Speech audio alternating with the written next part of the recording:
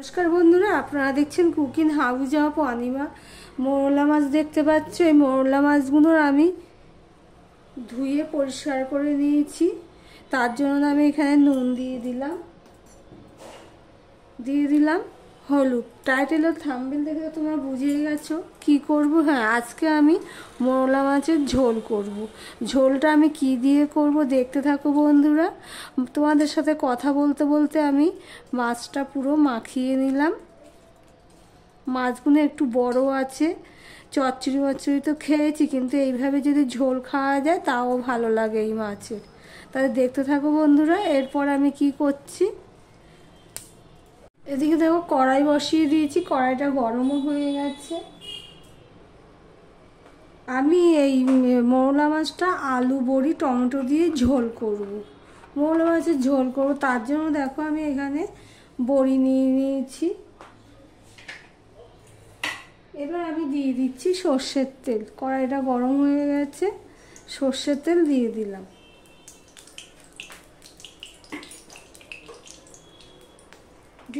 অল্প একটুখানি নুন।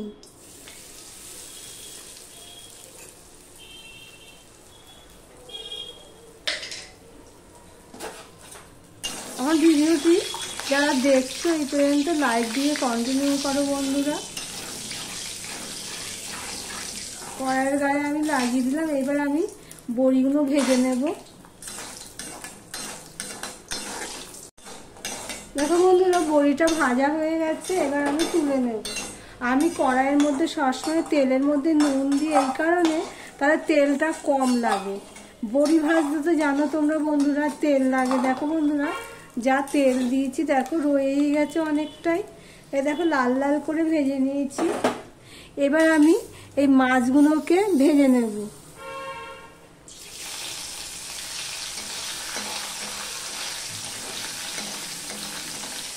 মাছগুলো বেশ বড় বড় আছে, তো এই মাছের ঝোল করলে বেশ খেতে ভালোই লাগে। আর খুব সুস্বাদু মাছ এগুলো। আমার মা এইভাবে ঝোল করতো, সেটা মনে পড়েছে তাই।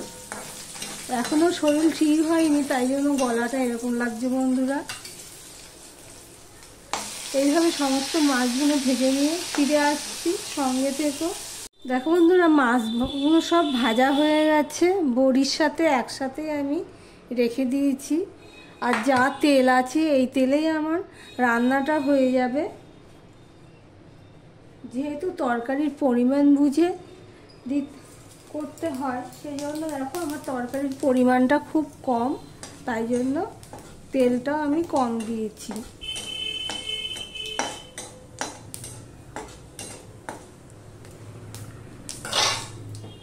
আর এখানে দেখো আমি পাঁচফোড়নটা হতে থাক। পাঁচফোড়ন দিয়ে দিয়েছি, দেখতেই পেয়েছো।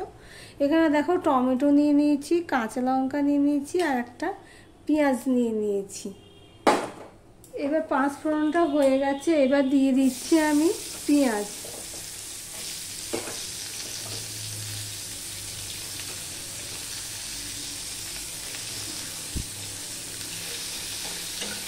দেখো পেঁয়াজটা আমি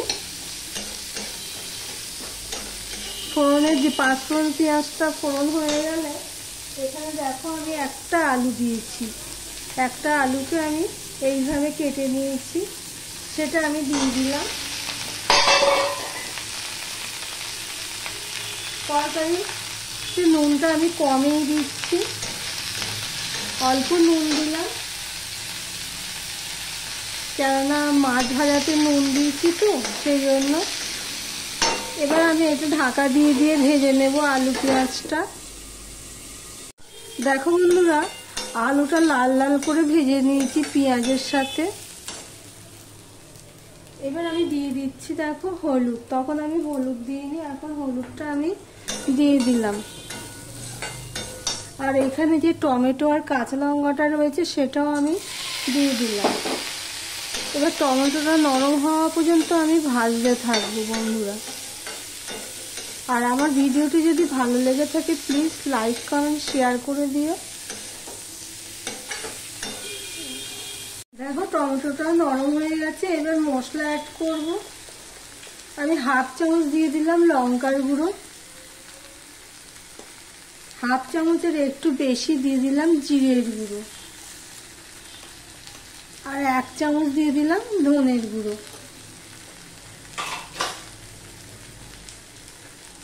একটুখানি আমি জল দিয়ে দিলাম মশলাটা কষানোর জন্য। এবার মশলাটা আমি কষিয়ে নেব। আমার ভিডিও যারা নতুন দেখছো তাদেরকে বলছি, তোমরা যদি বন্ধু করতে চাও, জোরের তো কিছু নেই, যদি তোমাদের পছন্দ হয় বন্ধু করতে চাও কমেন্টে গিয়ে কমেন্ট করবে, আমি সময় মতন ব্যাক দিয়ে দেবো। ভিডিওর নিচে প্লিজ ভিডিও সংক্রান্ত ছাড়া কোনো কমেন্ট করো না বন্ধুরা। দেখো মশলাটা কষানো হয়ে গেছে। আমি মিডিয়ামে দিয়ে ঢাকা দিয়ে দিয়ে কষিয়ে নিয়েছি। আলুও সিদ্ধ হয়ে গেছে কষানোর মধ্যে। এবারে আমি দিয়ে দিচ্ছি জল।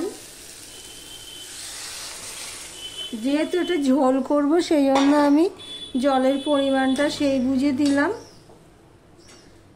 কে কে এরকম মৌলা মাছের ঝোল করেছো কমেন্ট করে জানিও, আর যারা না খেয়ে থাকো তারাও কমেন্ট করে জানিও। তবে এরকম বড় বড় মাছের, বড় বড় মানে কি, বড় মৌলা মাছের ঝোল ভালোই লাগে খেতে।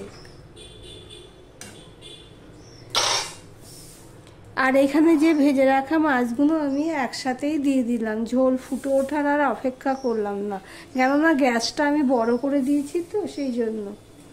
ফুটে উঠছে, দিয়ে দিলাম। বড়ি আর মাছ একটা থালাতেই ভেজে রেখেছিলাম।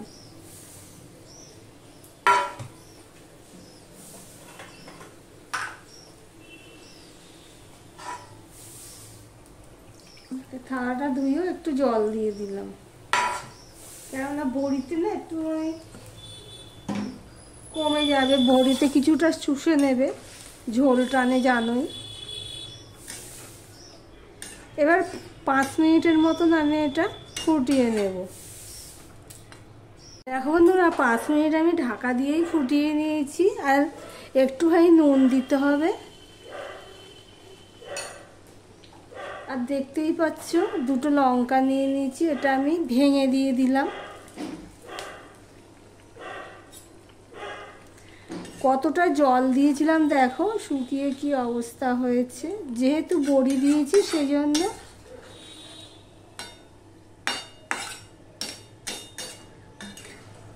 কেমন লাগছে এই তরকারিটা তোমরা কমেন্ট করে জানিও। দেখো বন্ধুরা খুব ভালো লাগে, তোমরা যদি না খেয়ে থাকো এইভাবে একবার ট্রাই করতে পারো। এমন কিছু আদা রসুন টসুন কিছুই দিইনি, একটু পেঁয়াজ দিয়েই করেছি। তাহলে ভিডিওটি আজকের মতন এখানেই শেষ করলাম। আমি স্ট্যান্ডিং টাইমে রেখে দিলাম।